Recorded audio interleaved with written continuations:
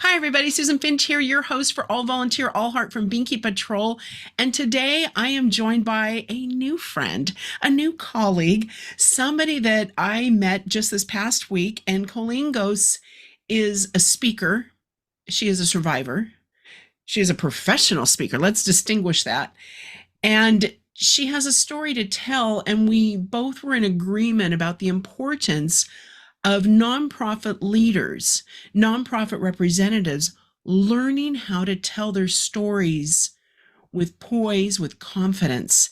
And so I wanted to bring Coleen so we could talk about this and to encourage all of you to go get some training, get some help to take that stage. So, Coleen, welcome. Thank you, Susan. I'm so excited to be with you here today. Well, we met at a storytelling competition for the Oregon chapter of the NSA, which is the National Speakers Association. And within that wonderful, warm group, this was not a big gathering, folks. This was fewer than 50 people. And within that group, there were a lot of people that are involved in Toastmasters. And I've been in Toastmasters on and off over the years, and I'm getting back to it now that I found my new group with Coleen. And the confidence that they thought I had as a nonprofit leader just warmed my heart, but it also reminded me how important it is to learn how to tell our stories, what led us to being a part of these nonprofits or even starting it. So, Coleen, can you give me a little bit of background on your journey? Absolutely. First and foremost, Susan, thank you so much for having me here. I really appreciate it. And I just love your enthusiasm and I love your love to help others. So thank you for having me be a part of that. Sure. So to tell my story, so I'm a domestic violence survivor. I was in an abusive, emotionally and physically abusive marriage for 20 years.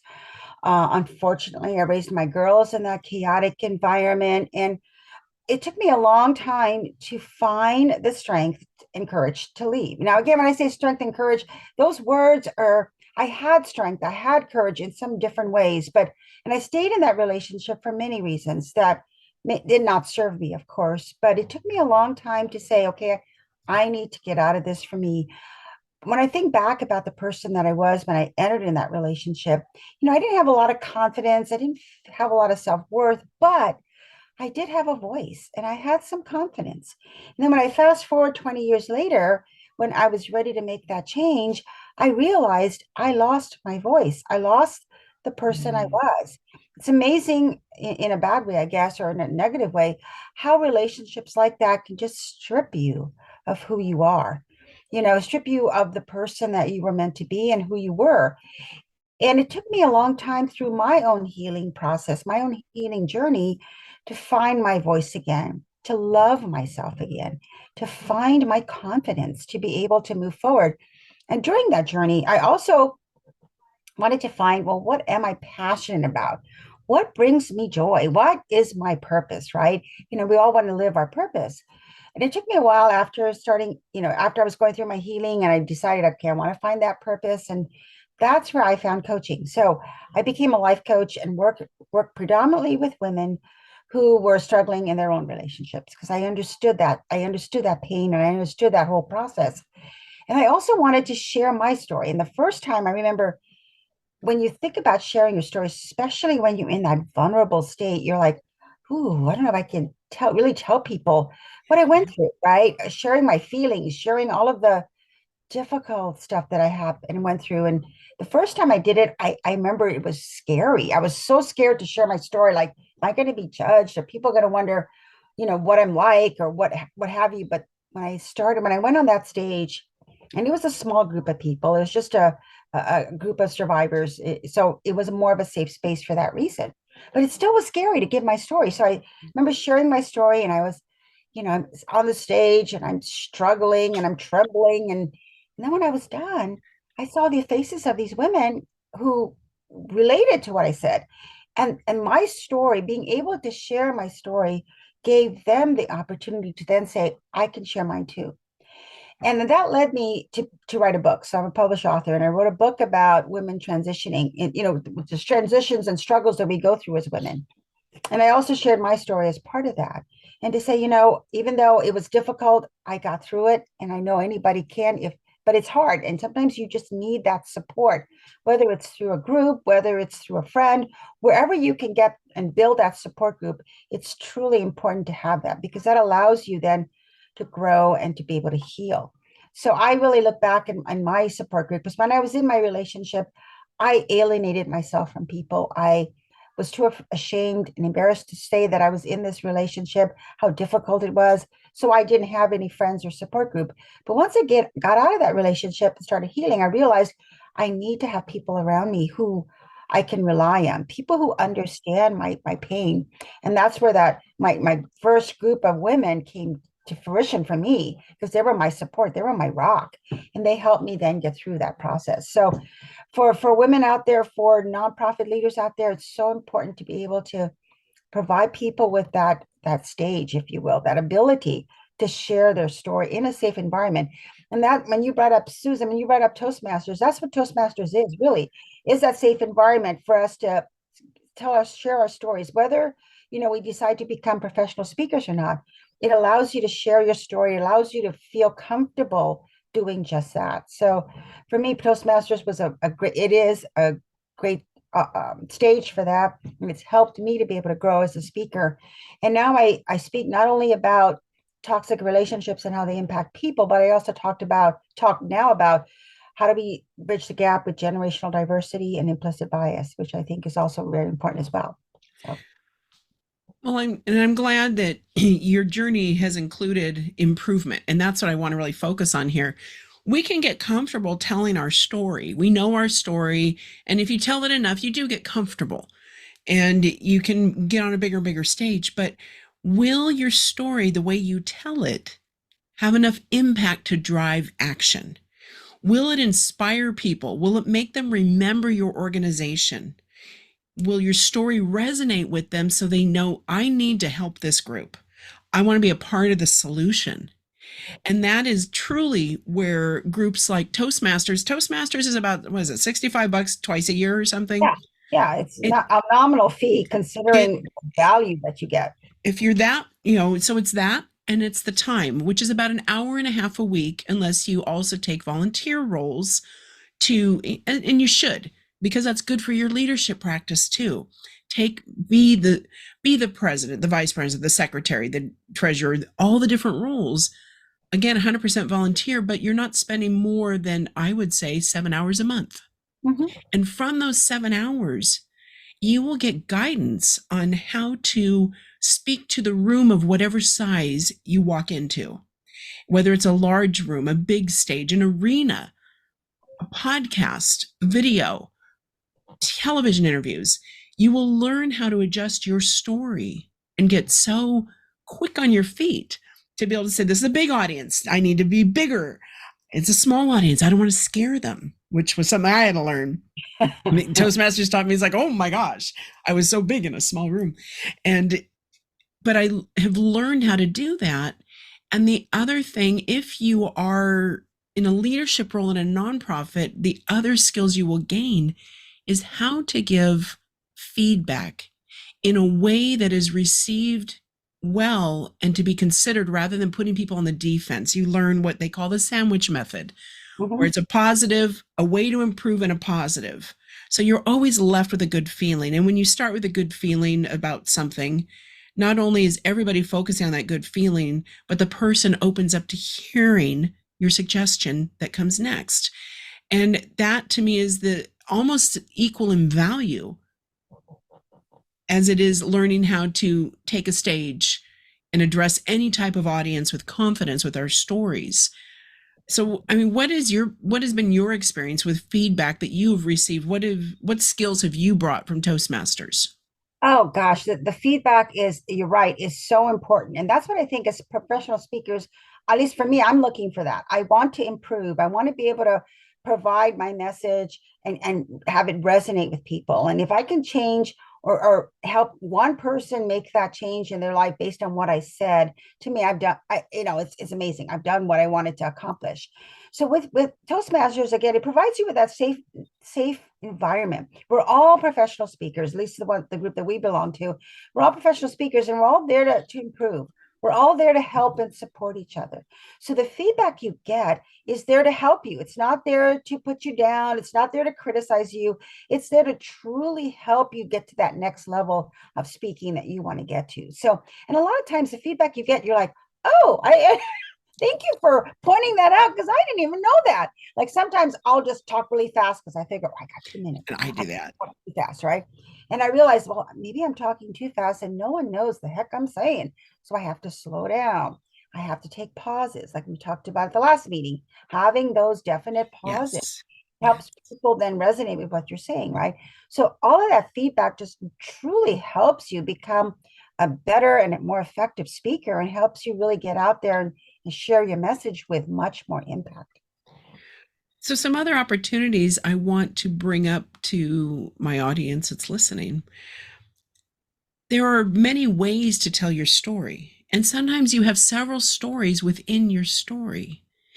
And something that I have learned, and I know Coleen has as well, is we can have like three stories, and those three stories can be adapted to fit an opportunity. Maybe it's the Kiwanis Club saying, hey, in our local chapter, we need a speaker, a motivational speaker. Hey, in our business organization, we need somebody that can tie things you've learned from running a nonprofit and your story into business applications. And so you want to be able to, the word pivot gets so overused, but to adapt Mhm. your stories to fit every opportunity that could come your way so you never have to say no. Absolutely. And I think that's one of those things like, oh yeah, that's not my thing. Well, could you spin it? This is where the PR person in you, founders in you marketing people with these organizations. And maybe you are a volunteer that is all you do is the speaking. We have one volunteer and she will speak anywhere for us in Southern California. She is happy to take any size stage and can take our story and adapt it to every situation so she can always say yes, whether it's 5 minutes, 30 minutes, an hour, whether it's going to have a hands-on demonstration type of thing. For us, it's really easy in small groups to say, let's bring some fabric and we're all going to make blankets after I tell you the story. So it gets everybody involved. Can it be done remotely? Can your talk translate well remotely and still evoke that emotion, that connection, the desire and the drive for people to want to help you and your organization? Right. Exactly. That's the Exactly. goal. I mean, for nonprofits, that's the goal. And maybe your speaking fee is going to include a donation portion Right. because you got to cover your expenses so the nonprofit doesn't pay for it. But maybe you Right. can also utilize it to fundraise. Not only are you raising awareness, but Right. maybe you're going to increase donations through that opportunity. Always include that. If you're talking to 500 company representatives, include a way to quickly make it easy for them. Oh, you go on our website and click on corporate donations. Right. Make it easy and let them figure that out afterward. Have a QR code on your speaker bio. Right. There's Exactly. so many ways that you can make it easy on people to follow up with whatever you presented. Right. And you bring up a great point. You want it to be right there. You've captured their attention and you've got people motivated, you want to have that QR code or that ability to hit that button right then and there. Because that's when you've got people. Because when you say a story and you've really made that impact, and people truly want to make a difference based on what you said, you want to be able to make it easy for them to say, okay, I got you. I'm going to donate because I really want to help. I'm so inspired by what you're saying. So that Right. that makes perfect sense. Absolutely. And think about that too. A lot of times when we are asked to speak or take a stage, there is a screen behind us. We can put a PowerPoint up there. We Right. can put a slide. Right.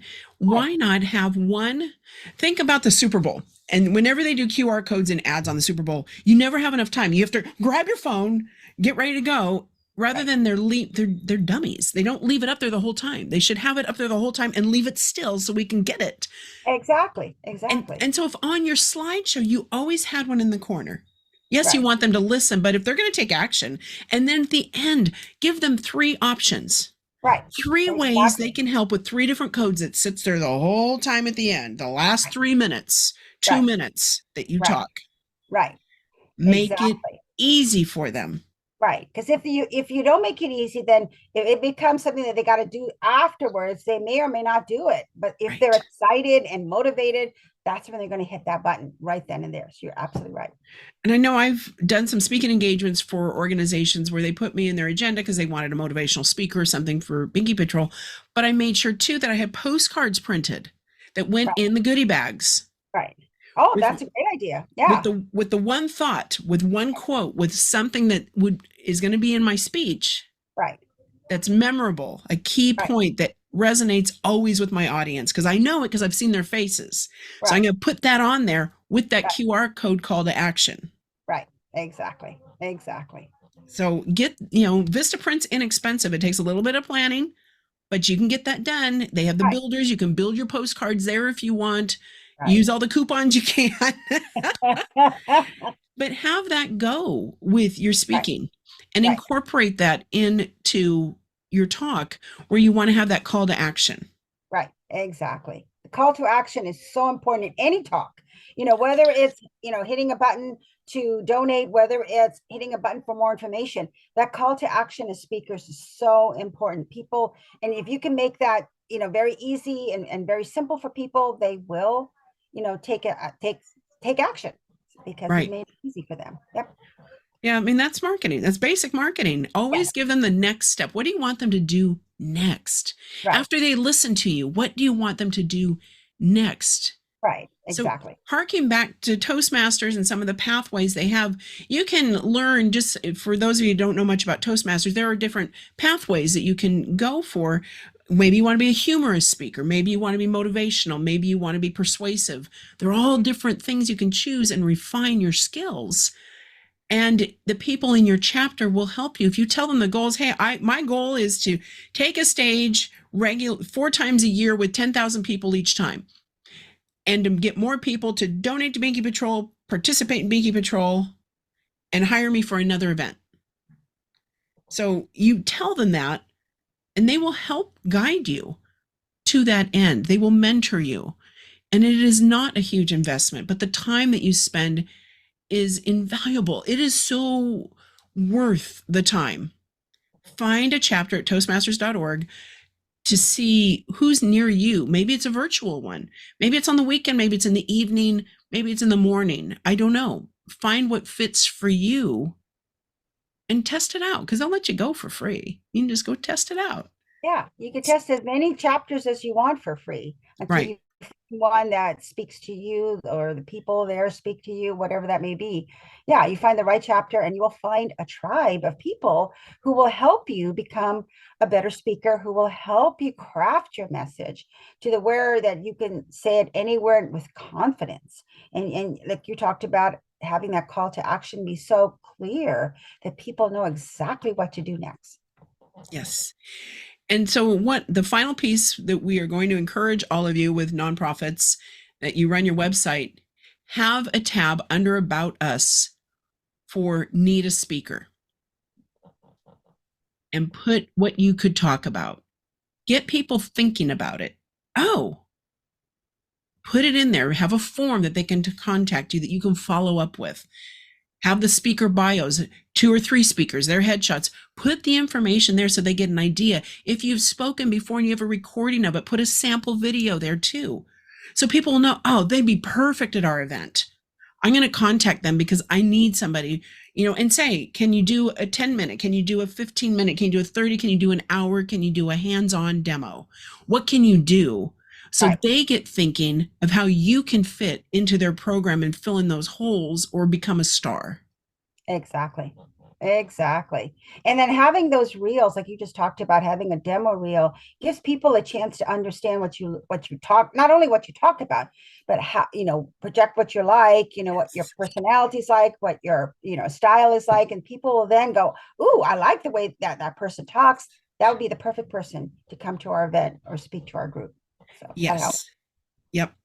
So when you guys do go speak places, ask if you can have a friend record it. Ask if they will give you the recording. Ask if it's okay if you post that on your site. And find those clips, quick clips, to really make you shine when the whole audience connected, when you see their faces and they're smiling and they're cheering and they're clapping. And and it's a pullback and you can see this big room and how well you killed it. Absolutely. That really helps you give people an understanding before they call you, before they know anything about you. They've got a chance to see your personality. They've got a chance to see how you speak and whether you'd be a great fit for them. So that Yes. videos and demo reels is really, really important for that reason. Fantastic. Coleen, I appreciate your time and your spontaneity and coming on. I mean, we met, 3 days ago, and here you are on my show. And I really appreciate the advice and that you shared, part of your story with us of what has led you to where you knew you wanted to hone your skills and become better at speaking Yes, and have a bigger impact. absolutely. Absolutely. So how can everybody find you if they want to connect or maybe even hire you as a speaker? Oh, that'd be great. So the way to connect with me is you can see my website, which is www.coleengosespeaks.com. Or you can reach me on email, which is connect@coachingwithcoleen.com. So I would love Okay. to hear from you. And if you've got questions, please feel free to reach out. When I first started as a speaker, I'm like, who am I going to talk to? Because my topic, can pretty much talk to almost anyone for that matter. But then I was taken down a path to talk to the legal area. Like I've talked to the bar association. So now I'm talking to law firms. So it's funny how you just kind of get on a path and I'm just following that path. Like if this is my audience, people who want to, who want to hear my message, I'm going to continue to follow that until it leads me someplace else. So, Exactly. And that is what will keep you successful and growing is because you have that flexibility and yeah. willingness to not say, no, I only speak to. Yeah, exactly. Yeah, exactly. I want to be able to speak to as many people as possible, to be honest, and just really get that message out there that we need to start, you know, putting our barriers down. We need to truly understand each other and come from a place of curiosity versus judgment. That's really part of my biggest message. Yeah, the eye rolling needs to stop from both ends. Exactly. Exactly. Yep. Exactly. All right. So let me just do my quick wrap up. So this has been a wonderful visit with you, Coleen, and I look forward to many more since I will be joining the Toastmasters chapter. Awesome. Yep, can't wait. It feels good. Yesterday felt great in that meeting. It's like, yes, this is where I need to be, and this is where I belong to keep growing as a speaker, representing Binky Patrol, representing businesses. Because sometimes I do it for my regular job too, where I can take a stage and guide people, and I love doing that as well. But for folks that are listening, please go like, subscribe, and share in all your favorite podcast apps. Look for All Volunteer, All Heart from Binky Patrol. You can go to binkypatrol.show too and find all the apps linked there of how to subscribe to our episodes. If you want to learn more about Binky Patrol, go to binkypatrol.org. That's BINKYPATROL.org. Thank you so much. Thank you.